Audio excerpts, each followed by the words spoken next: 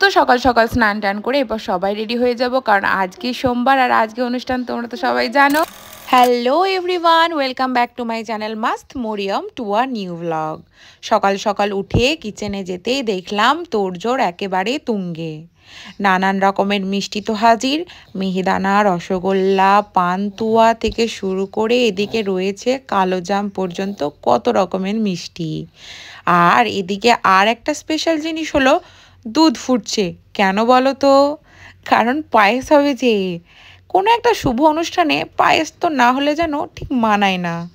তারপরে সকলে মিলে আমরা স্নান টান করে রেডি হওয়ার ডিসিশন নিলাম, কারণ সকালের দিকে যদি রেডি না হই, দুপুরের পর তো গেস্ট আসতে শুরু করবেন, তার মধ্যে একটা তাড়াহুড়ো লেগে যাবে। রুমের ভেতরে যাওয়া মাত্রই দেখি ভাই স্নান টান করে নিজের ক্লাস করতে বসে পড়েছে। আমি ভাবলাম আমরা রেডি হচ্ছি যখন, মেয়েকেও একটু সকাল সকালই আজকে স্নান করিয়ে দেব। তার জন্য দেখো কিচেনে গিয়ে গরম জল চাপিয়েছি, কারণ দিদিদের গিজারটা এখনো বসানো হয়নি উপরে। আর এদিকে মা, পাপা, আমার মাসিরা, দিদা সবাই গল্প করছিল। মা মেয়েকে নিয়ে চললো একটু নিচেতে, কারণ নিচেতে রান্নাঘরে একটু জিনিসের প্রয়োজন হয়েছিল, সেটাই দিতে যাচ্ছিল। আর মেয়ে তো যাবে বলে কান্নাকাটি শুরু করেছে। তারপরে উপরে এলো, তিনজন মিলে একটু সেলফি তুলছিলাম। এই আয়নাটা আমার এত পছন্দ হয়েছে যে কি বলবো। তারপরে মেয়ে আমার হিরোইন সেজে ঢুকে পড়লো বাথরুমে স্নান করার জন্য। আর এত খুশি হয়েছে, এরকমভাবে ওকে সাজালে না ও খুব খুশি হয়। শুধু এরকমভাবে কেন, শাড়ি পরালে, একটু সাজালেই ও খুব ভালোবাসে। মেয়ে তো সত্যিই বোঝাই যায়।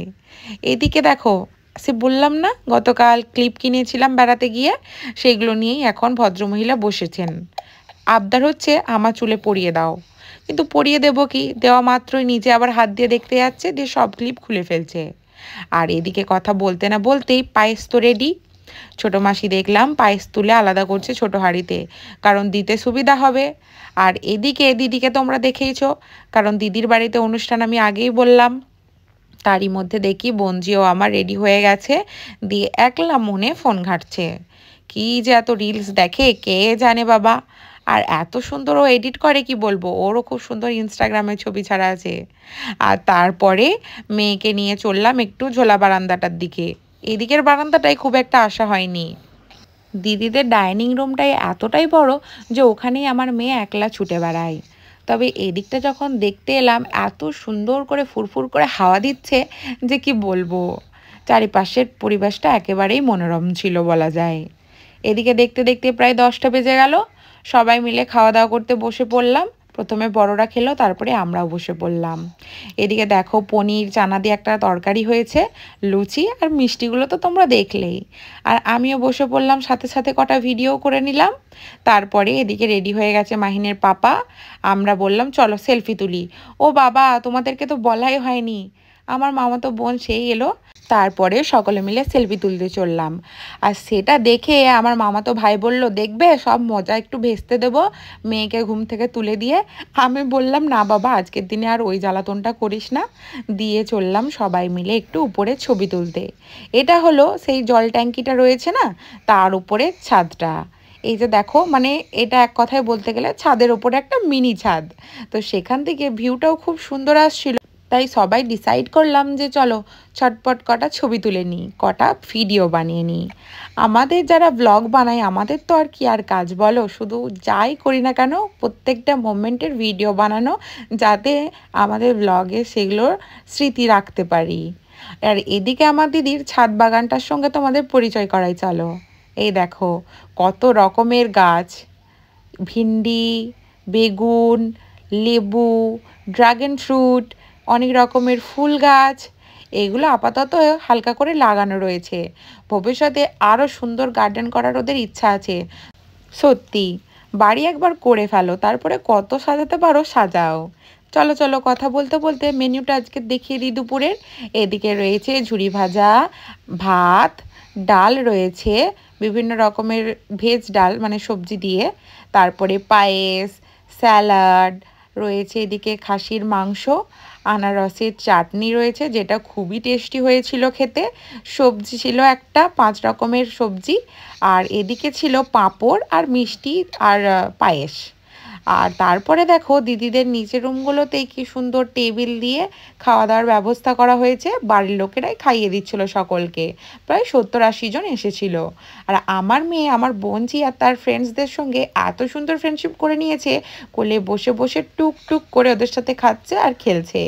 তারই মধ্যে আমার সেজমেশো যখনই কোলে তুলে নিতে গেল, এমন কেঁদে উঠলো, ওকে নিয়ে আবার বাইরে এসে বসলাম। আর এই যে দেখো গাছে জল দিচ্ছে আর হাসছে। আর এত খুশি হয়েছে কি বলবো। সবাই যখন খাওয়া দাওয়া করে গেস্টরা বাড়ি চলে গেলেন, আমরাও একটু বেরিয়ে পড়লাম বিকেলবেলায় বাজার দিয়ে বেড়াতে। তো আগের দিন তো অনেকটা দূরে গিয়েছিলাম, তাই আজকে ভাবলাম খুব একটা দূরে যাব না, এই স্টেশন অবধি যাব। তাই টোটো ধরার জন্য দাঁড়িয়েছিলাম। বেশি দূরে স্টেশনটা নয়, প্রায় 5 মিনিট লাগবে টোটো করে গেলে, কিন্তু হেঁটে হেঁটে একটু দূর মনে হয়। তবে ছোট বাচ্চা নিয়ে হাঁটতে খুব একটা ইচ্ছাও করে না, সেজন্য সবাই মিলে টোটোতেই চাপলাম। আর দেখো আসা মাত্রই কি দেখলাম, রেলগেট পড়ে গেছে। সবাই এরপর হাঁ হাঁ করে দাঁড়িয়ে এরপর ট্রেন দেখব। তবে ট্রেন দেখা তো নয়, মালগাড়ি যাচ্ছে। মানে সে তো আরও ঢুক ঢুক করে এমন যাবে, পুরো বোর করে দেবে আমাদেরকে। আর এদিকে আমরা দেখছিলাম, আর মেয়ে আমার ঘুমাচ্ছিল, বা ট্রেনের শব্দে আবার উঠে পড়লো। এ কদিন জানি না কেন বেড়াতে এলেই ঘুমিয়ে পড়ছে, ঘোর ঘোর লাগছে হয়তো কুটুম বাড়ি এসে। একদিন ট্রেন জার্নি করেছে এতক্ষণ যে কি বলবো, ঘোর আর কাটছেই না। তো অবশেষে দেখো কতক্ষণ ধরে অপেক্ষা করার পর ট্রেন মহাশয় বিদেয় হলেন। আর রেলগেট যখনই উঠলো আমরা চলে এলাম স্টেশনের ভিতরে। আর ভিতরে এসে আমরা এদিকে দেখছিলাম আমাদের মতোই কত মানুষ শুধু শুধুই ঘুরতে এসেছে, আর কেউ বা নিজের প্রয়োজনে এসেছে ট্রেন ধরতে। কত রকমের কাজ, কত রকমের মানুষ। আর মেয়েকে তো কোল থেকে নামিয়ে দিতেই ছুটে বেড়াতে স্টার্ট করে দিল। যেদিকে বেশি জল জমে রয়েছে সেদিকটাও বেশি প্রেফার করছে যাওয়ার জন্য, কারণ একটু জল ঘাটতে পারবে। আবার যখন আলা হয়ে যাচ্ছে ধপ করে বসে পড়ছে। কি যে করে পাগলিটা আমার, ও নিজেই জানে না। তারপরে দেখো অনেকক্ষণ ধরে বসে থাকার পর, অনেক ট্রেন দেখার পর, অনেক রকমের কথা গল্প বার্তা করার পর যখন দেখলাম এরপর প্রায় সন্ধে হয়ে গেছে, এরপর আমাদের এরপর বাড়ি যাওয়া উচিত। আর বাড়ি যাব বললেই তো নয়, রাস্তাঘাটে যেতে যেতে এটা দেখো ওটা দেখো, এটা একটু খেতে মন গেলে খাও, এই করতে করতে টাইম ঠিক হয়েই যাবে। তাই বললাম চলো এখান থেকে যাওয়া যাক। যেতে যেতে সবাই ঠিক করলাম একটু লাস্সি খাবো। বাট লাস্সির দোকানটা আজকে একটু বন্ধ ছিল, তাই সবাই ভাবলাম গরমও করছে, মেঘলা ওয়েদার হতে পারে, বাট গরমটা প্রচণ্ড ছিল। তাই একটু সবাই মিলে লাস্সি খাওয়ার জায়গায় আমরা এখানে মিল্কশেক নিয়ে নিলাম। আগের দিন গিয়েছিলাম একটু স্টাইল বাজারে, বাট আজ বঞ্চি বলল চলো মাসি আজকে তাহলে একটু পি বাজারে যাই। তো আমি বললাম চল তাই যাওয়া যাক। তাই একটু পি বাজারের ভিতরে গেলাম। অনেকটা স্টাইল বাজারের মতোই, তবে হ্যাঁ কালেকশানের একটু তফাৎ তো থাকবেই। তবে হ্যাঁ একেবারে মলের মতোই ছিল, দেখতেও ভালো লাগছিল। আমার তো মলে ঘুরতে এত ভালো লাগে, এত জিনিস একসাথে খুব ভালো লাগে দেখতে। আর দোকানে গেলে এটা বার করুন ওটা বার করুন। আর মলের কি হয়, সাজিয়ে দেওয়া আছে, তোমার যেটা ইচ্ছা নিয়ে নাও, এটাই আমার বেশি ভালো লাগে। আর অনেক সময় বার্গেনিং করতে যেতে হয়, হ্যাঁ এটা এত দাম ওটা অত দাম, এই করার থেকে এইগুলোই বেস্ট। যেটা ভালো লাগে নাও, পয়সা দাও, বাড়ি যাও। যাই হোক দেখো কথা বলতে বলতে মেয়ে আমার একটা বন্ধুও খুঁজে পেয়ে গেছিলো, ওর সঙ্গেই খেলতে লাগিয়ে দিয়েছিল। আজকে মেয়ের কিছু কিনিনি, আজকে আমারই একটা জিনিস কিনলাম, দিয়ে চলে এলাম বাড়ি। টোটো করে বাড়ি ফিরছিলাম।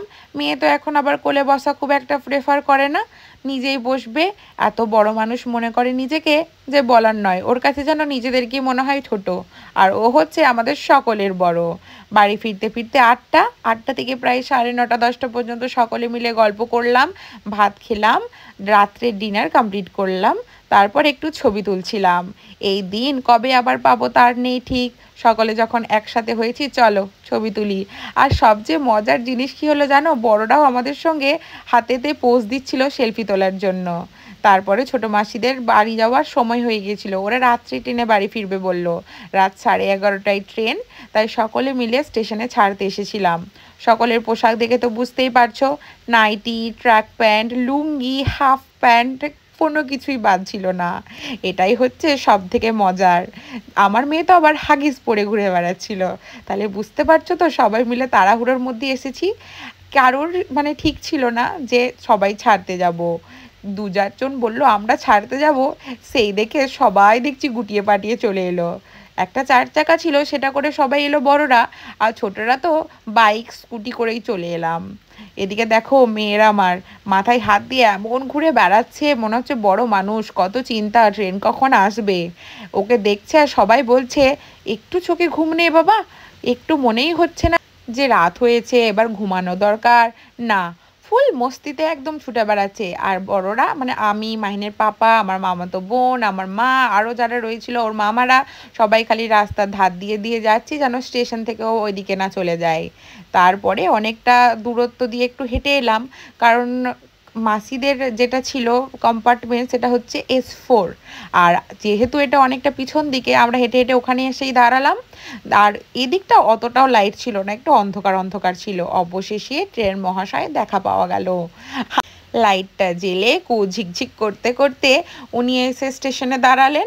আর স্টেশনে আসা মাত্রই ব্যাগ নিয়ে ছোটা দেখো কাকে বলে, সবাই মিলিয়ে স্টেশনে ছুটলাম ব্যাগ নিয়ে, দিয়ে ছোট মাসিদের, মেসো ভাইকে, সবাইকে ট্রেনে তুলে দিলাম। ট্রেন থেকে দেখো সবাই এরপর কথা বলছি, ভালোভাবে যাবে, রাস্তাঘাটে কথা বলো না কারোর সাথে, কেউ কিছু দিলে খেও না, যেমনভাবে ছোট বাচ্চাদের বলা হয় সেভাবে এসব বলা বলি চলছিল। ভিতর দিয়ে অনেকটাই যেতে হবে, কারণ S4-এ ছিল বাট S9-এ না 8-এ উঠে পড়েছিল, তো অনেকটাই ভিতর দিয়ে যেতে হবে, তাই একটু কষ্ট হবে, কি আর করা যাবে। বাট বেশিক্ষণ দাঁড়ায় না বলে তাড়াহুড়ো করেই উঠে পড়লো। তারপরে সবাই মিলে টাটা বাই বাই করে আমরা এরপর যেহেতু নিজেদের বাড়ি ফিরবো, তাই দেখলাম গল্প করতে করতে হাসতে হাসতে যে যার চললাম বাড়ির দিকে। আর এই যে স্মৃতিগুলো, এইগুলোই তো মনের মণিকোঠায় বন্দি হয়ে থাকবে চিরদিনের মতো। বছরে এই একটা দিন বা যে কোনো সময় যখন সকলে মিলে একটা ডেট ফিক্স করা হয়, এই দিনটার অপেক্ষায় আমরা সকলেই থাকি। জানি না আবার কবে এই দিনটা আসবে, সবাই মিলে একসাথে হব, কত গল্প ঠাট্টা করব। যাই হোক, সকলে এরপর বাড়ি ফিরবো, রাত হয়ে গেছে অনেক। দেখা হচ্ছে তোমাদের সঙ্গে নেক্সট ব্লগে।